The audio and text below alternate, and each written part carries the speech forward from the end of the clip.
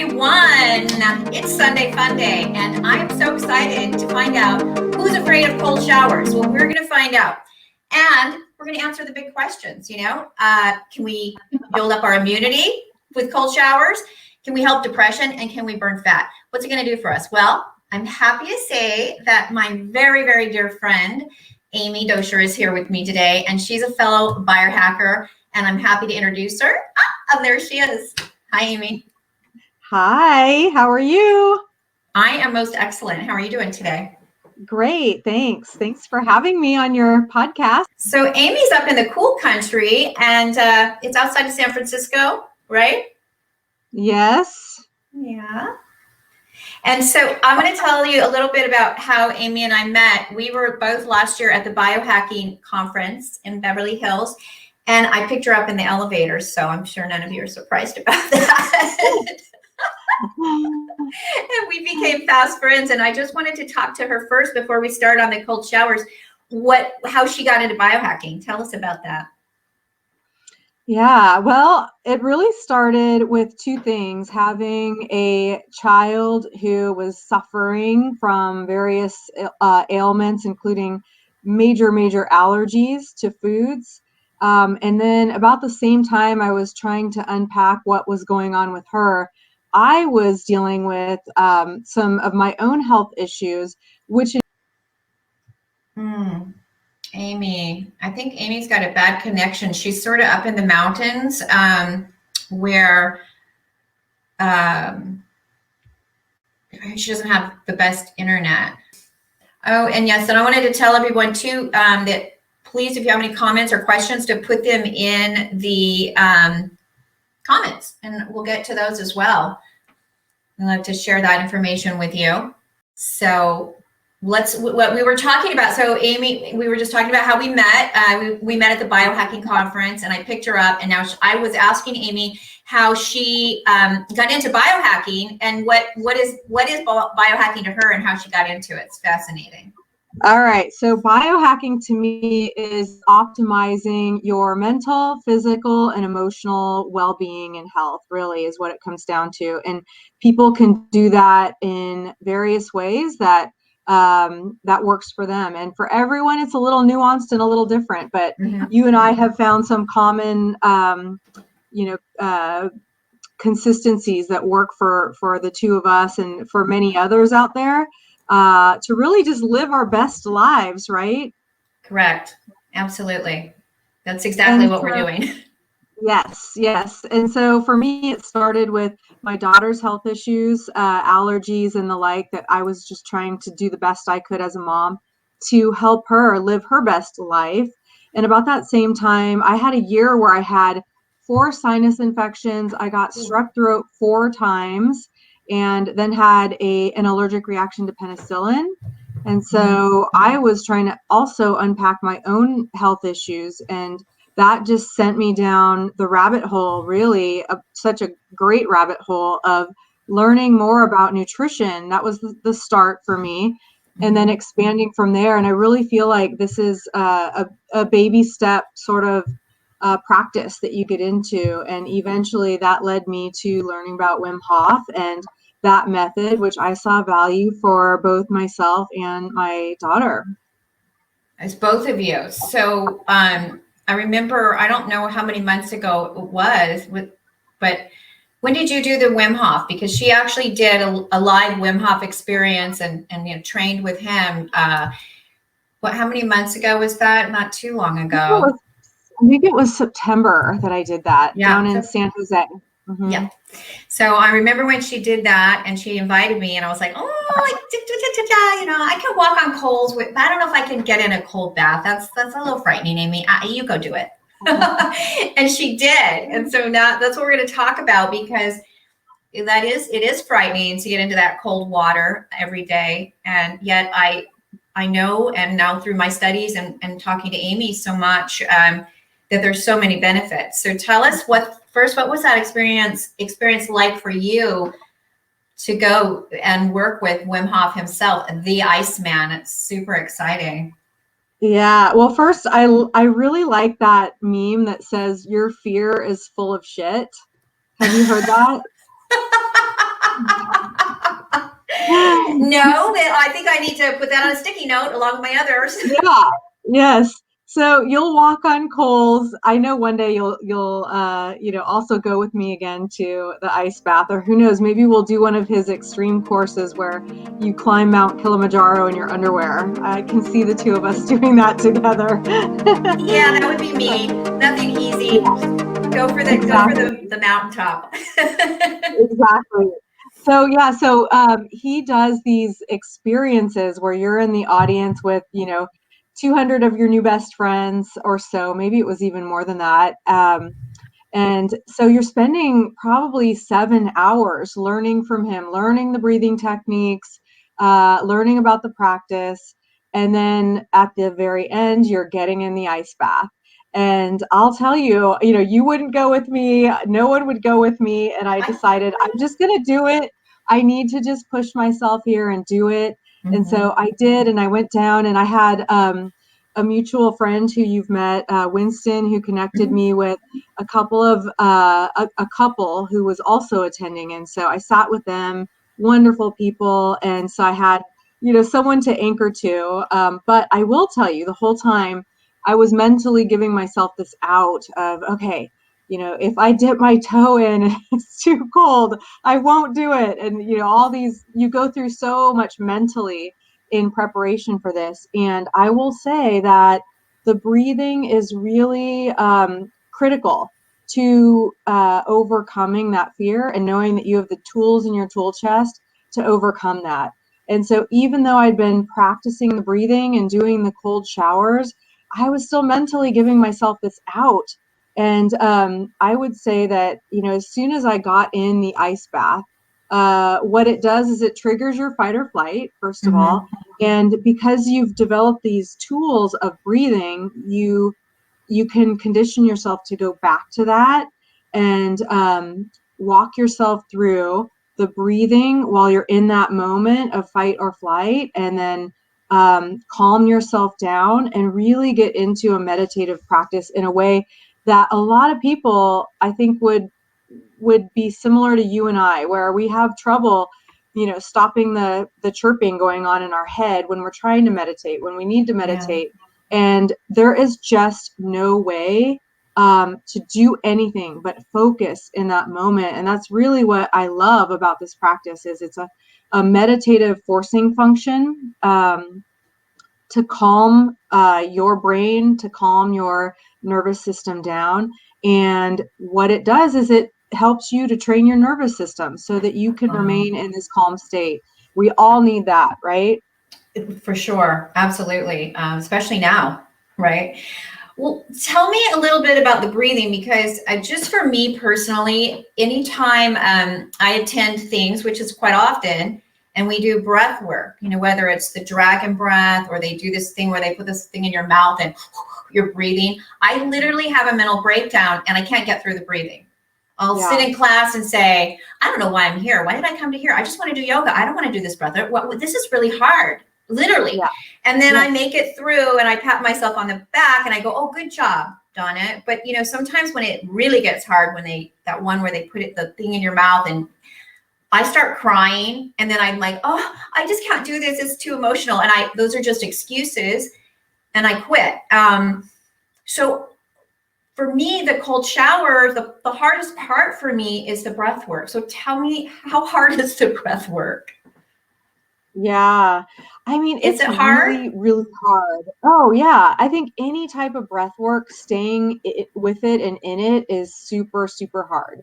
And it's not easy for me either, right? And I think that's what I like about the cold, is that your body is in a state of shock at first, where your brain shuts off and you're in a different state where your body goes into fight or flight. You're in survival mode. And so it calms all of the racket going on in your head in that moment that tells you you can't do it. It's triggering you. You've got, laundry over here and something to think about over there. There's so many different things that your brain just jumps to. If you're just trying to breathe without a forcing function that requires your complete focus in the moment. So when you say forcing function, is the fact that you're breathing to get into the cold water the forcing function, or you forcing function is the breath?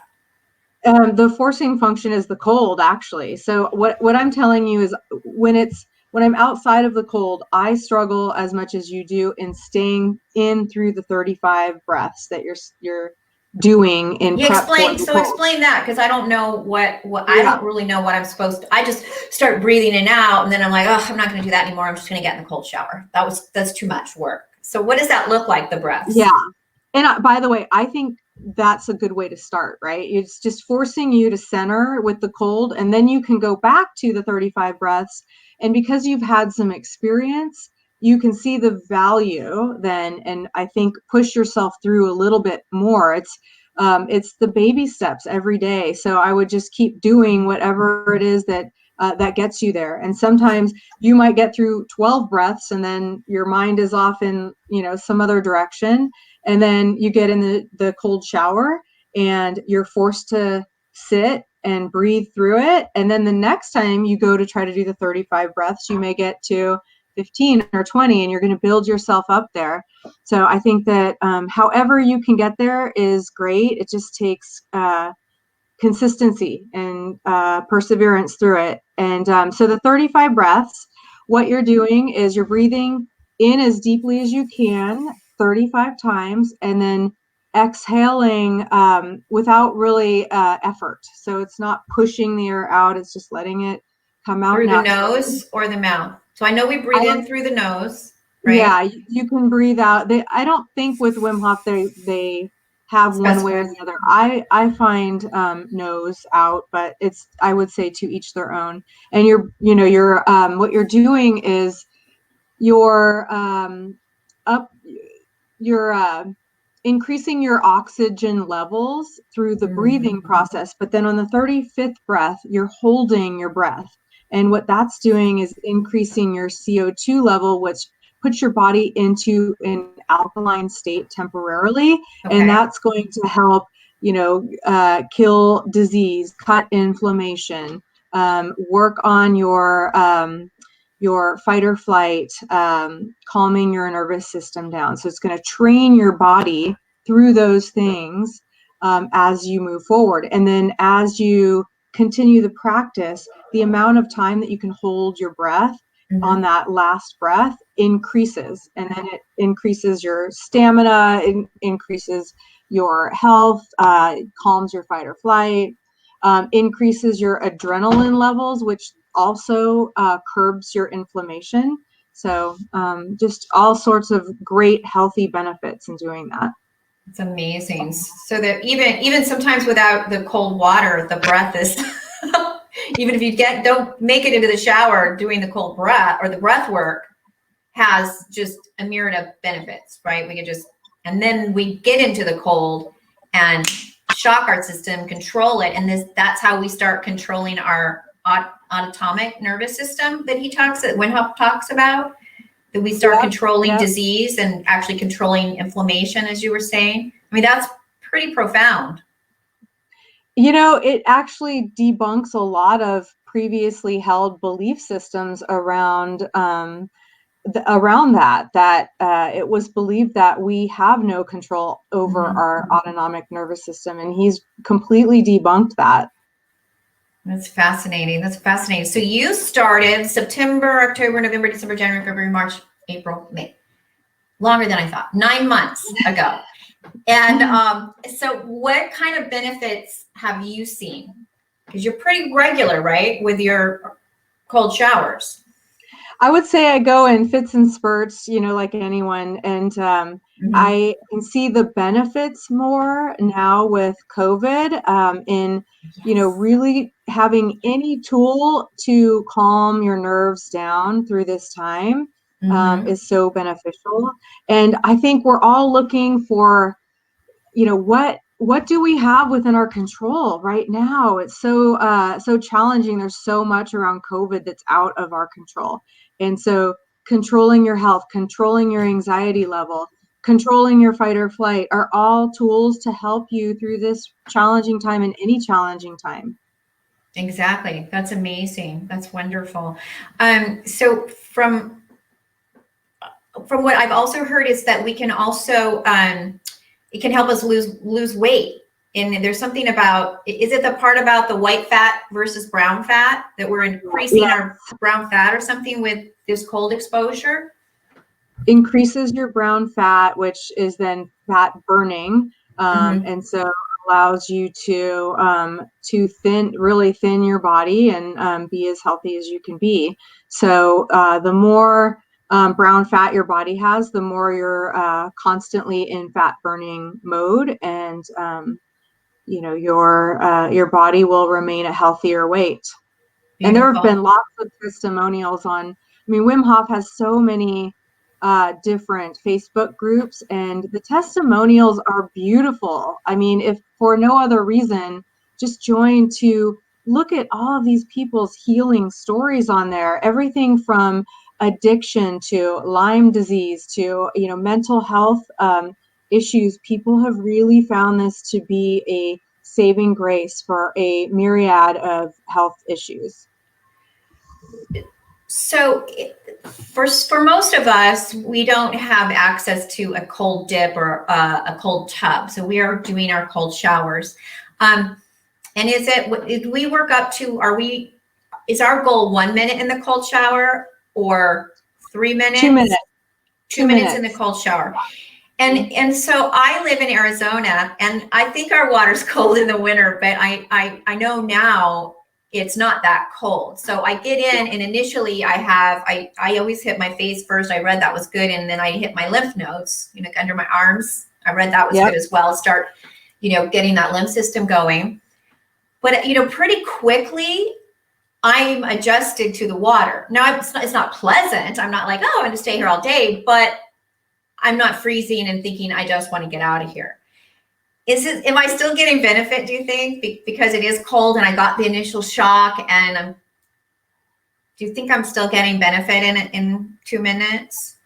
I really do. I think anything that provides your body with that wake up of, oh, that's cold, is really good. And you have to kind of think through, okay, it's going to be fine. And I have experience now to know that my body is going to adjust to this cold pretty quickly. And I would say that whether your water gets down to, I don't know, 50 degrees or, somewhere south of that, I think that's really where the benefit is in your brain retraining to know that even though it's cold and a shock at the beginning, I will adjust.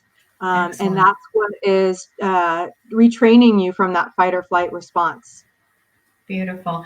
I was last summer when I started my biohacking journey, and I did use the cryotherapy for, I think I did it consistently 3 times a week for 3.5 months.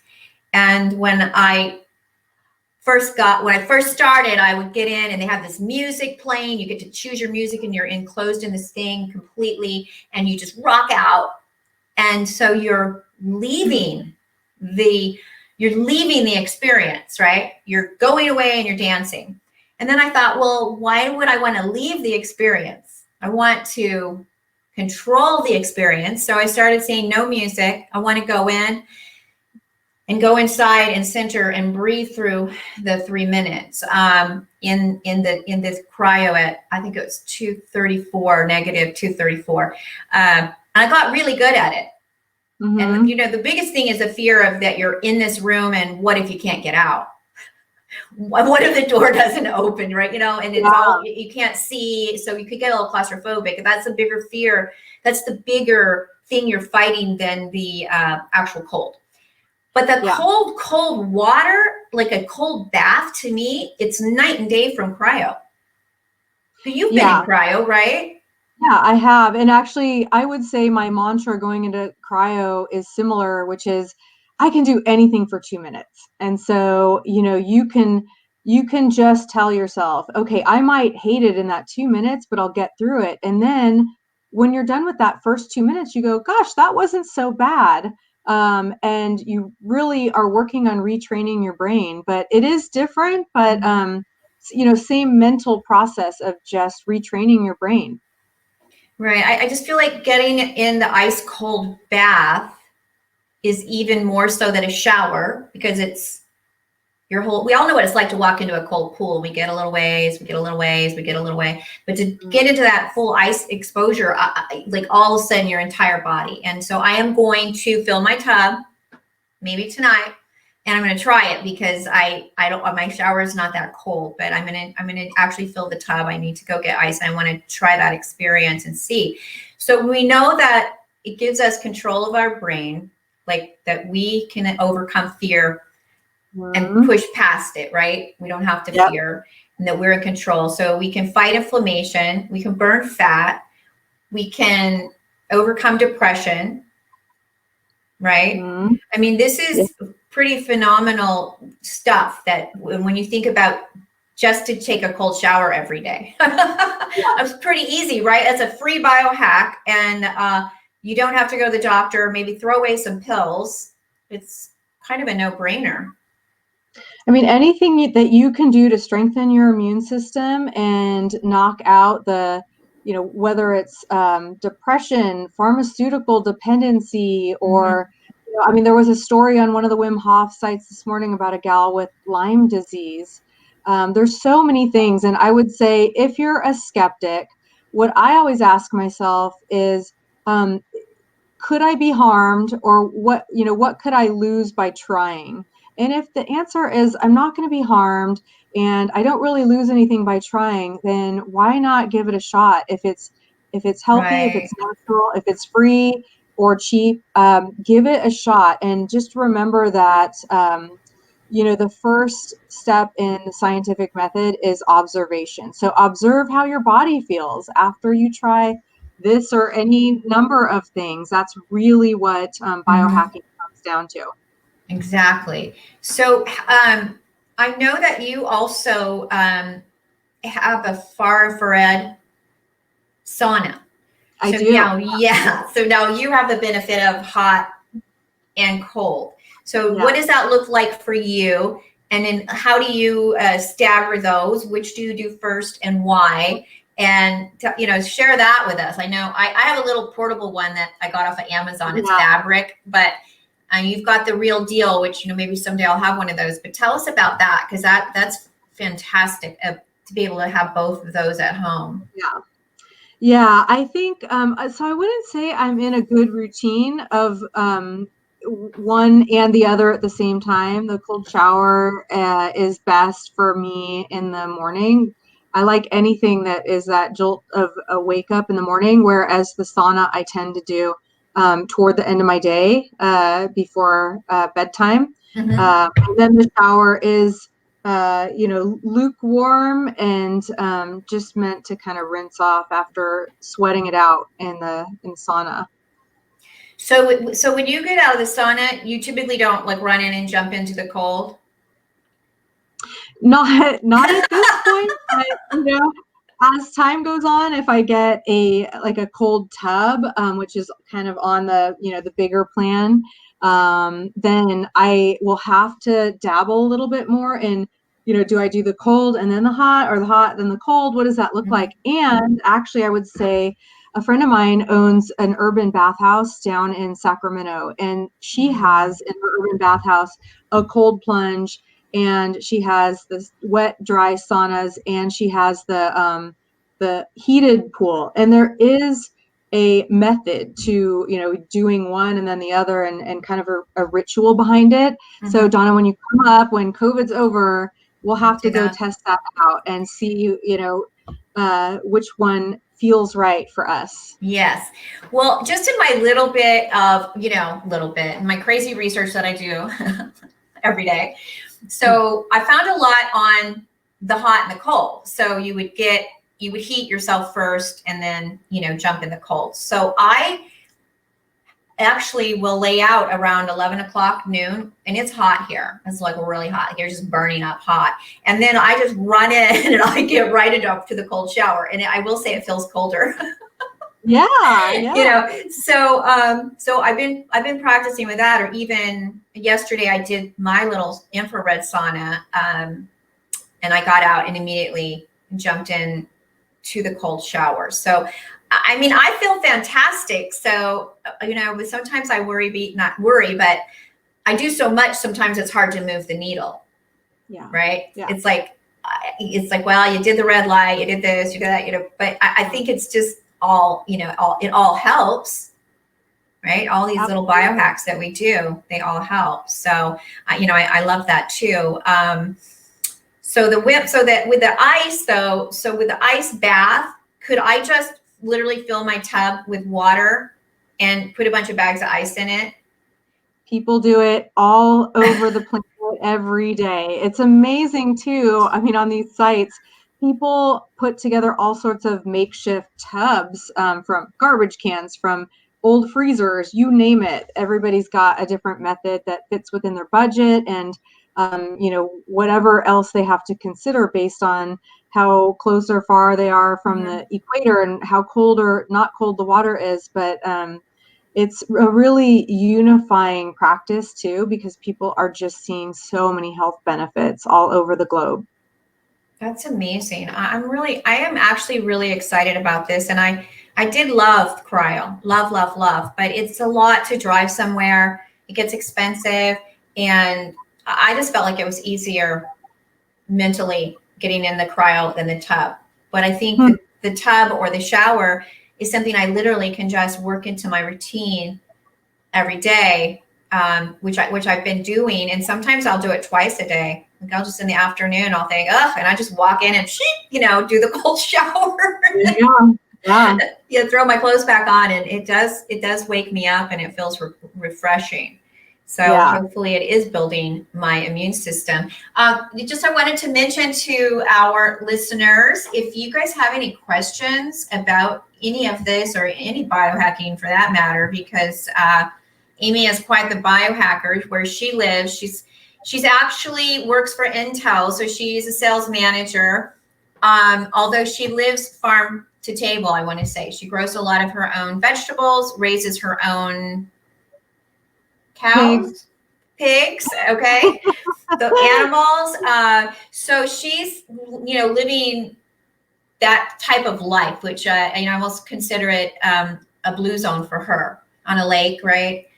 And has property, but then again she's working in the high-tech world as well, so it's nice that she can do that. So if any of you guys have any questions about how to manage that and little things that you can do, she is a mom of two, married, career woman, also a biohacker, so please feel free to give us some questions. We like questions. And let's see. I don't know. Is there anything else you'd like to share with us about your Wim Hof journey? Well, back on the biohacking, I think one thing I would say that applies to both of us is, it becomes a very healthy addiction to the research and understanding and digging in more and more, whether it's Wim Hof and cold showers or plunges or anything else. We have one life to live, and we are doing our best to learn and grow and continue to build upon what we've learned in the past and what we've tried. And some things are failures, but you just keep carrying on, and that's the passion. You're absolutely right. And it seems too, along with that biohackers tend to be investigators. We want information, we crave it. And some people don't, right? They are like, just tell me what's the best probiotic, or, what's the best sauna, or should I get this or that, or do this or that. They don't really want the science behind it or all the comparisons, because they just don't. Right. It's a lot. It's a lot of research. So I think that's what Amy and I do, is we're curators of information, and our journey is to share information, because if we can't share it, then, that's what makes you feel good, is to be able to help inspire others, share information. We share information constantly. Hey, have you heard about this? What about that? How about this? And If I don't know about something, I research it because it's opened up another new avenue for me that Amy has opened a door, and I'm like, I don't know about that, but let me dig deeper. So that's fascinating. And we do owe it all to ourselves to just keep searching. This is our one life to live, right? Yeah. I love that. Thank you. Yeah. For saying that. So, well, hi, Donna. Oh, I'm sorry. We do have a question. So, and we may have touched on this earlier, but let's circle back because I can't always remember either. And Mindy, hello. She says, how long should we stay in the cold water to get the max benefits? Amy? I mean, they say 2 minutes, and I know there are people who are, I mean, I can't impress upon you guys enough. Go check out the Wim Hof sites, because there are people swimming in beautiful, freezing temperatures for 30 minutes, but 2 minutes to get the benefit. And so just remind yourself, you can do anything for 2 minutes, and then it will end. Right. So there's a website that you guys, it's in my posting, this commune group that's wonderful. They bring classes, and Wim Hof is actually doing a free training that starts tomorrow, a 10-day training that you can sign up for. So I was just reading through it. And so part of it to begin is to turn the water hot for a minute and then turn it cold, then hot, then cold. And then you work your way up where you're not doing the hot part anymore. You're just jumping in to the cold. So you work your mental mind up and your breathing techniques so that eventually you can just step right into that cold water. And then, like Amy said, I guess like if you could stay the 2 minutes, that would be fantastic, right? That would be amazing. I would love for all of you guys to do this and check in. Okay. So Angie says, if you do a shower instead of the ice, should you do it for a longer period of time or more often?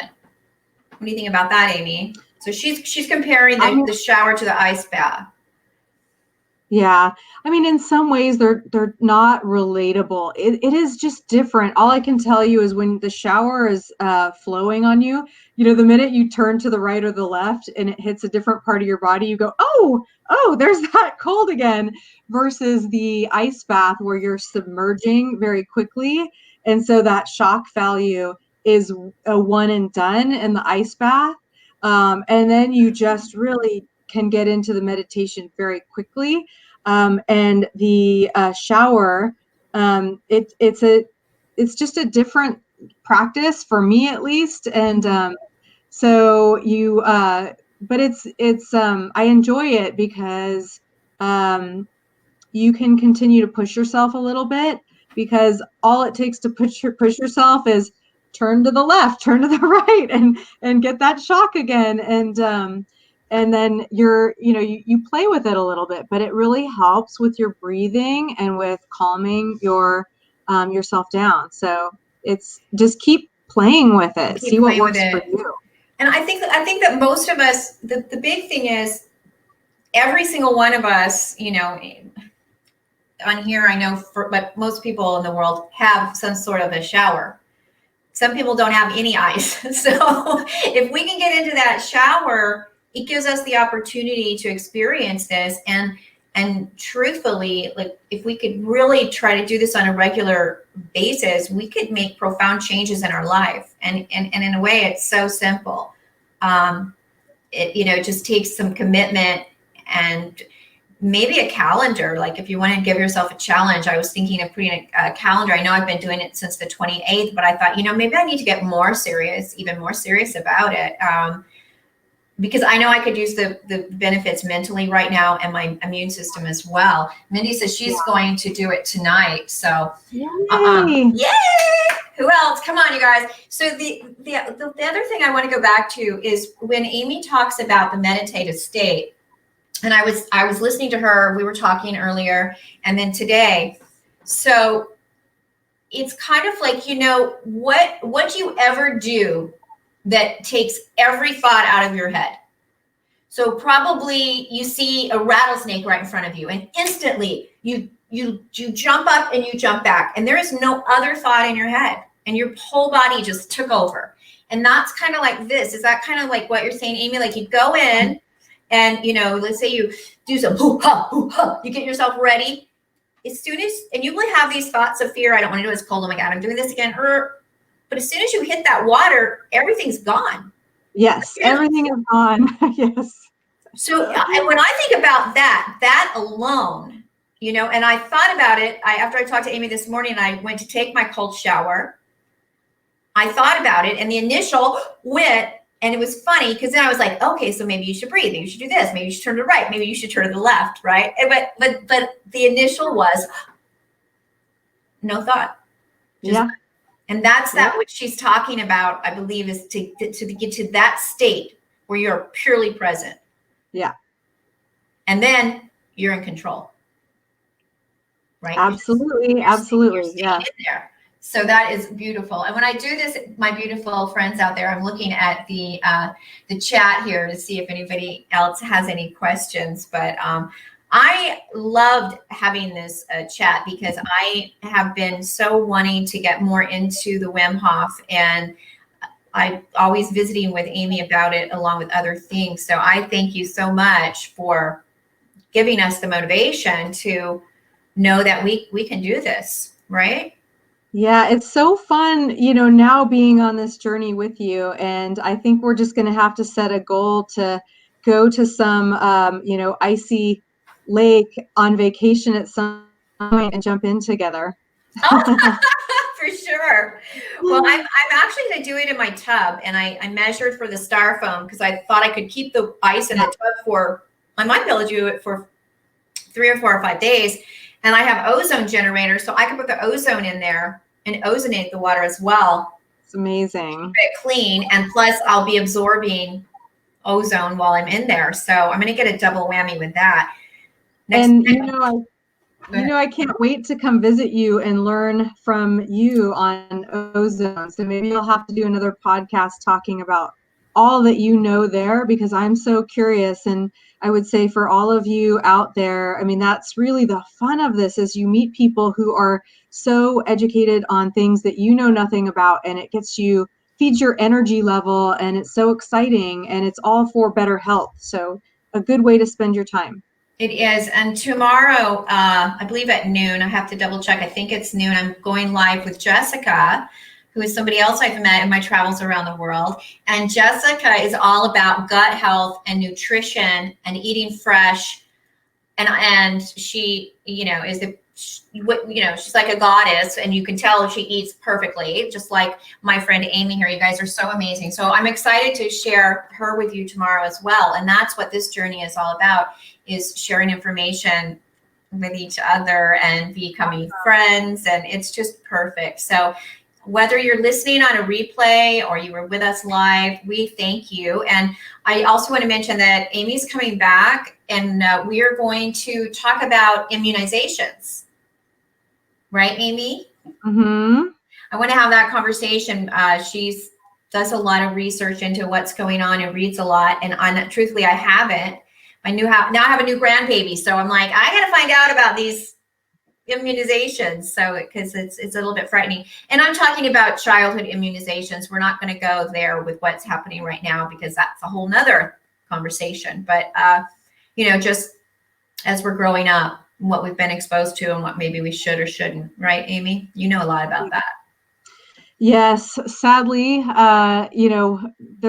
everyone loves the term anti-vax, and I think sadly a lot of those of us that are seen as that are really ex-vaxxers, because we've experienced our loved ones being harmed from vaccines, because we bought into it at some point, sadly. But we'll go more into that next time for sure.